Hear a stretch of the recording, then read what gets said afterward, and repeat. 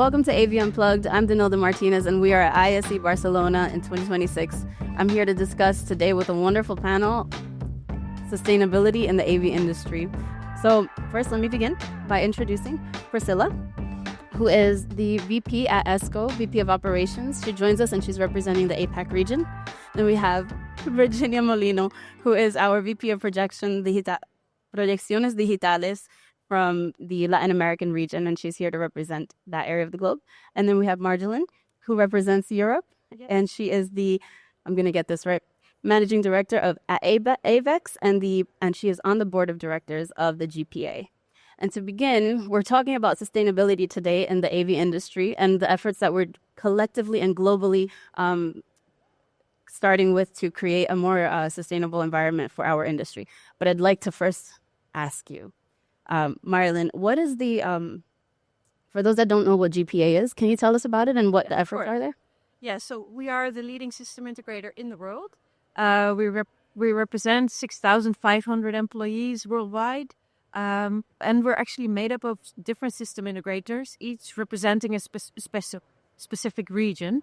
So if we look at AVEX, for example, we are representing the Netherlands, Belgium, Luxembourg, and the UK as part of the GPA, and we are a shareholder of the GPA. So each system integrator within our global organization represents a region and owns shares of the company.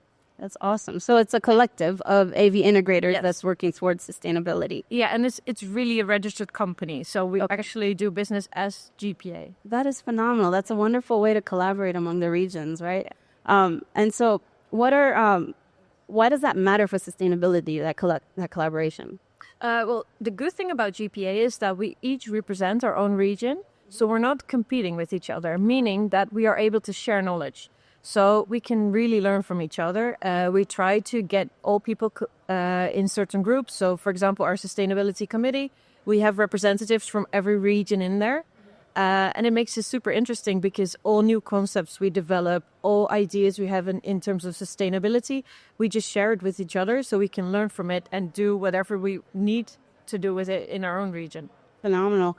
I mean, it sounds like we have one goal, but we're all starting from different places because I imagine that what's going on in APAC and Latin is different than Europe. So let me ask you briefly about your region. I know that Europe is often regulation driven. Yes. And so how does that shape how AV integrators work and participate in this effort? Well, I think we need to go back just a little bit why sustainability is important to Europe. Yeah. Because first it needs to be an intrinsic motivation. So we're actively contributing to enormous amounts of e-waste and all these things with what we do in our industry. And we need to start thinking differently. And then luckily in Europe, we've been doing that for quite some years already. And therefore we have more regulations there. So it is shaping our industry more and actually pushing us to do what we have to do. Okay. So you can say regulation is sometimes limiting, but at the same time, it's good that it's there because it's pushing us to do more. Yeah, and it kind of signals a different level of maturity because the effort has been going on for quite some time in Europe, right? What about in Latin America? And Latin America is quite opposite of that because we don't have legislation. Of almost in any of the countries, we have legislations, in the sustainability legislations. So it's coming more from the awareness of the people. And also because of the awareness of the people, and we are the customers, and everyone is demanding that, then the companies, they are starting to take actions. It's not the same in each country. We are a big region, and for example, Costa Rica is very advanced in sustainability, and Brazil much more. But most of the countries, we are much way behind. We are starting with recycling. But for example, if you want to recycle in Argentina, you need to contact an NGO that does the recycling. It's not that the government is going to do it or even demand it to do it. Yeah. So. That's interesting that in your region you are pulling from different areas. But I heard you say one very interesting thing, which is that the customer is wanting that, right? So it sounds like even just from the general population, that might be something welcoming. Yes, and I was thinking, we were speaking with Marjolein, and I was thinking that the awareness is quite old. Like I could say 30 years that people is talking about this and is interested and trying to get better each day. So 30 years is a lot, but not because of our economic situation that push us back. So we have so much troubles. So it's difficult for the governments, I think, that to improve. Yeah. But yes, from the people, from the culture, is very deep inside. Okay. I love we're getting to know the different regions. So in Europe it's more mature. We have some regulation and government involvement. I hear you talking about nonprofits and NGOs, and culturally it's something of interest. And what about in APAC, Priscilla? So in APAC, sustainability efforts is real, but it's very uneven, because even when we look even in APAC, we have countries like Japan, we have countries like China, Singapore, and we have the Southeast Asian country. So all of us are at very different stages. Some, of course, at the more advanced, and some of us are probably at the beginning stages only. For example, if you look at Japan or if you look at some countries, the idea of the country looking at a net zero or even net neutrality are at very different stages. Japan looking at 2040, Singapore maybe 2050, and then some even at 2060 as well. So all this shows that the whole APAC region, there are some efforts from the government and also within the large organization, but it's very uneven. Mm. So is it more right now of an awareness campaign sometimes to build up the interest? Yes. So most of us actually, most of the APAC regions actually have some framework in place, but it's not quite regulated or it's not mandated yet. So right now, most of the governments are actually looking at the larger organization only, and then most of the small efforts are coming from the larger officers because of their international presence or influence from the other officers. Yeah. Oh, wow. So let's move from strategy to action. Let's talk about Virginia. For you, what's one thing that one initiative in your region that you've actually seen a lot of excitement over with the integrators, the AV integrators? Yeah, I think that I would say circularity.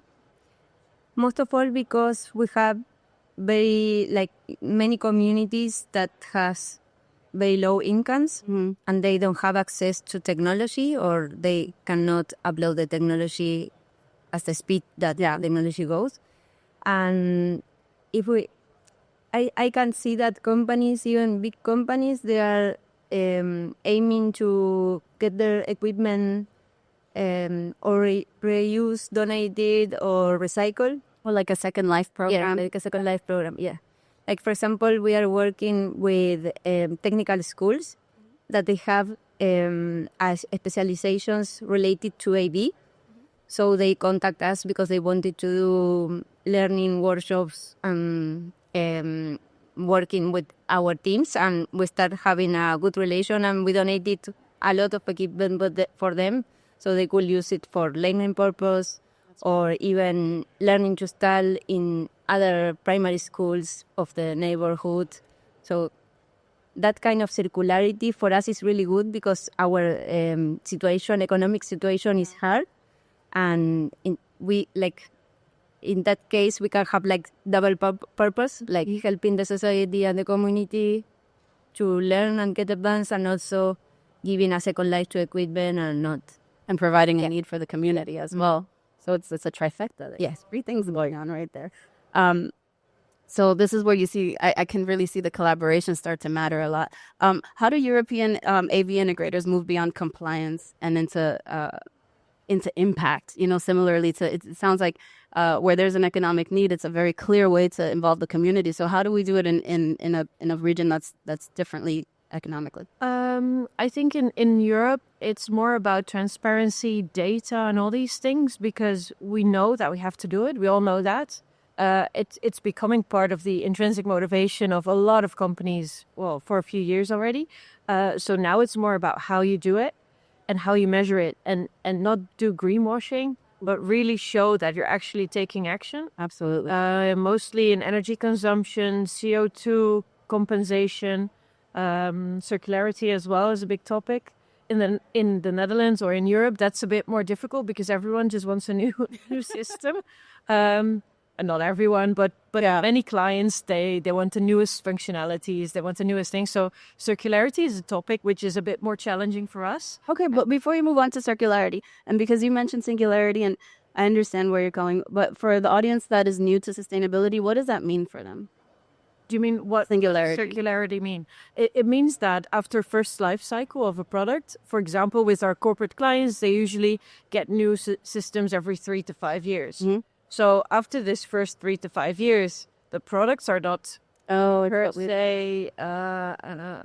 They're not brand new and they're fancy anymore, right? They're not brand new and fancy anymore, so they need new ones usually. Yeah. But it doesn't mean it's not working anymore. So you want to give it a second life and maybe a third life, and then you want to do some refurbishing so it's still there. Okay. So we're really trying to make programs to extend the life cycle of products. That's interesting. That's important, and it's something that AV managers can really take into account, I imagine. And if you can communicate that in your region, that would be extremely tangible. Yeah. A tangible way to approach a project on the beginning and the design side. Yes. Is not just the obsolete, how things get obsolete and how equipment needs to be changed out, but where is it going after that? Do you find that in your regions that's something that people are starting to think about? Yeah, I think a little bit more. Another topic here is the CO2 emissions. Mm-hmm. So within Europe, they're making a circular product passport, a digital product passport, where it becomes mandatory to log what CO2 was emitted during all phases of a product. So during manufacturing, distribution, installation, usage of the product, you need to write down what your energy consumption is and what the CO2 is. So is that coming from the manufacturer, or is it coming from everyone? No, manufacturers have to make the sheets. It needs to be audited by independent auditors, and then we need to report it. So when we install an installation at one of our end users, we need to report the CO2 emitted for the full installation and also what their energy consumption will be and all these things. Okay. Priscilla, in APAC, do you and Virginia and Latin America, when you're participating in the GPA globally and you're hearing of initiatives in different parts of the world like this, do you find that it's a helpful way to look at the future for your region, and how does it impact you? Definitely. Since APAC is at the earlier stages, we're developing framework. We're at different stages. I think we take a lot of inspiration from what she's sharing as well, what the European side are doing. It also makes us easier because GPA is about information sharing. So it helps us a lot as well because we also want to get embarked on this journey of sustainability. Yeah. I love the focus on information sharing. And what's one thing in the APAC region that's kind of a tangible project that you guys are doing right now? I think most of what I see as a trend is most clients are asking for e-disposal because AV has a lot to do with electronics, everything. Those are not just gadgets you can just dispose. So most clients are asking us, what's our plan for decommissioning? Can we get an e-disposal cert? Mm-hmm. So we work with other companies in different regions as well. So during the disposal, we will ask for the cert and share with the client as well. Because most of our clients, this actually ties back to their sustainability policy as well. So it is a requirement. Yeah. Okay. What about in Latin America? Is that something as well that we're seeing now, that collaboration, that sharing of information? Yes, the same. I think that recycling is something that the customers are demanding because that's not so easy to have.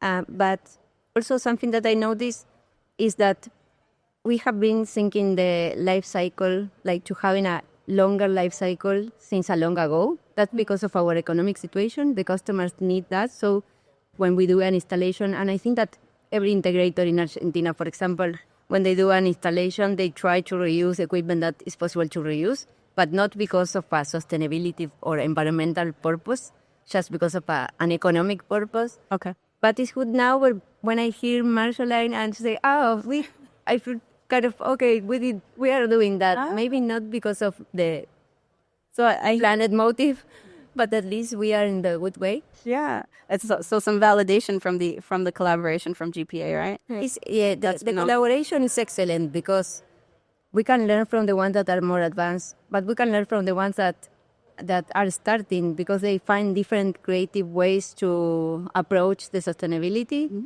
And we find that each region has their own way, and that's inspiring, and the passion. Like, everyone is so passionate about sustainability. Like, the people that is passionate, that is interested, they are passionate about sustainability.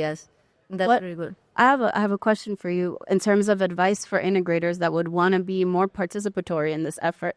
What advice do you have for them to proposition a change maybe in their organization or in their company, so that they can pitch to their management or to their C-level an effort like this, so that they can say, oh, it is good ROI, but it's also good for the environment. So what do you have? What kind of advice do you have? Anybody can take that. I think it's just getting started. That's the most important thing. Small steps make a big difference. And also, I think sustainability is not competition.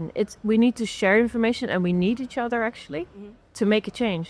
Yeah. So, for example, we've developed a CO2 neutral meeting room solution, and we're doing that together with our manufacturers, with our vendor partners. And every time that I have a meeting with them, they want to participate. So everyone in the world knows that we have to do something. And if you find something small that you can do, everyone is willing to help and share. So just get started and find people around you to help you. I love that there actually is a genuine interest in the topic.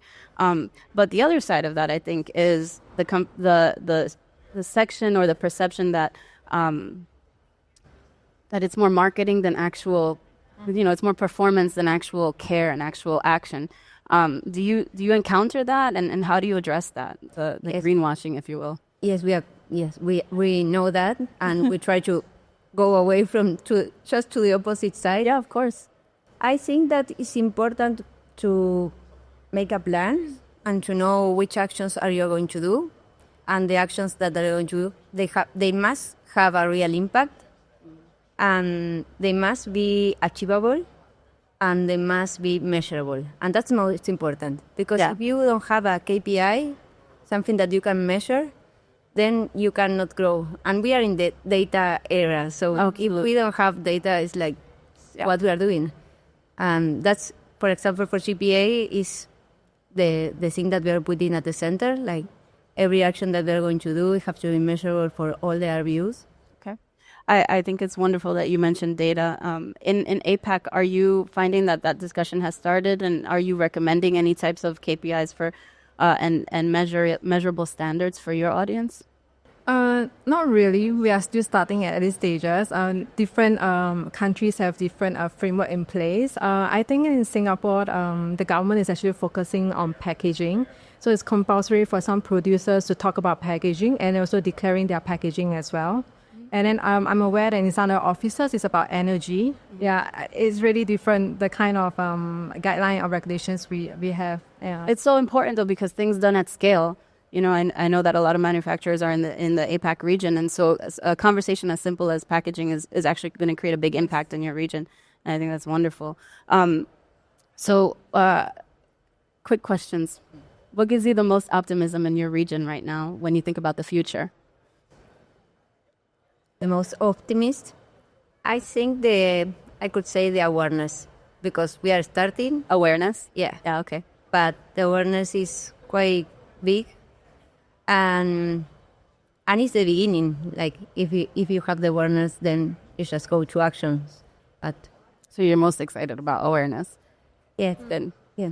What about in APAC? Same, I think the increasing awareness is very encouraging. I think sustainability is not about achieving perfection, but it's having measurable results and progression from time to time for the goals that all of us set up for ourselves. For some of the APAC, if you notice, some of them don't actually have a proper goal, but they are probably inspired by what's happening around the world. So government are starting their conversations, starting to talk. And some of them also make revision to their existing framework and plan as well, by shortening some of the expectations and regulations are bring forward as well. So I think it's very encouraging to see all this kind of awareness and also movement within the APAC region. Phenomenal. Yeah. And what about in Europe? In Europe, I'm really happy that almost every end user now puts it as a requirement in their new tenders or contracts or everywhere. So sustainability has really become part of their selection criteria. Okay. So they've moved from looking at only price to ROI, and all other sustainability criteria. And you actually get points if you want to, win the contract. So it's really pushing boundaries, I think, and it's pushing us to do something.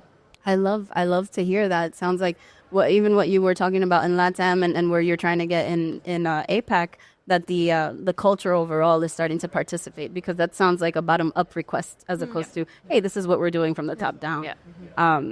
I'm taking notes too because I love the collaborative effort that this is, and there's such a great interchange of information.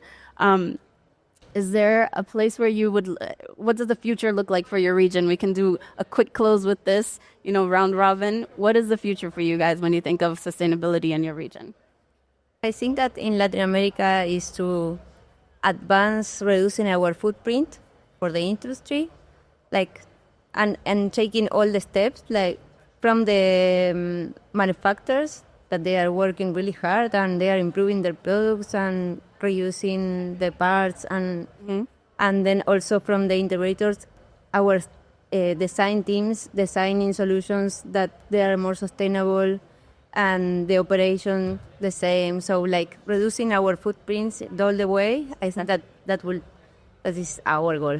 So lower waste and a footprint reduction on CO2 emissions, right? With me? Lower waste and a reduction of your CO2 footprint. Yes. So that's a LATAM goal. Yeah. Heard it from Virginia. And what about Yes, Priscilla? it's very much the same. I think that's the main goal for most of us. Okay, Yeah. that's the future goal. Yes. And in Europe? I hope actually that in 5 years' time from now we won't be talking about this because it's just common. It needs to be in everyone's status quo. Or it's just the normal way to be. It's nothing just that's normal extra. Yes, exactly. And I truly believe that we can go there in Europe. And in a few years' time, it shouldn't be a trend or a buzzword or anything like that anymore. It should just be status quo. Just be the standard. Yeah. I love that. I love that it's a very, very good note for us to leave our audience with and a good conversation. Thank you so much for sharing your time with us. For those that are interested in learning more about GPA, where can they find you? thinkgpa.com. Yes. And also we have a booth here and a lounge as well. What's your booth? Do you know your booth number? I don't know. Or what hall you're in? Hall 2. Hall 2. Okay, so look for GPA in Hall 2. You heard it here with AV Unplugged at AVEX TV. I want to thank you guys for being with us. So we have different regions, different realities, but one collaborative effort to make the world a more sustainable place through our efforts in the AV industry. Have a wonderful day. Yeah. Thank you. Thank you. Thank you.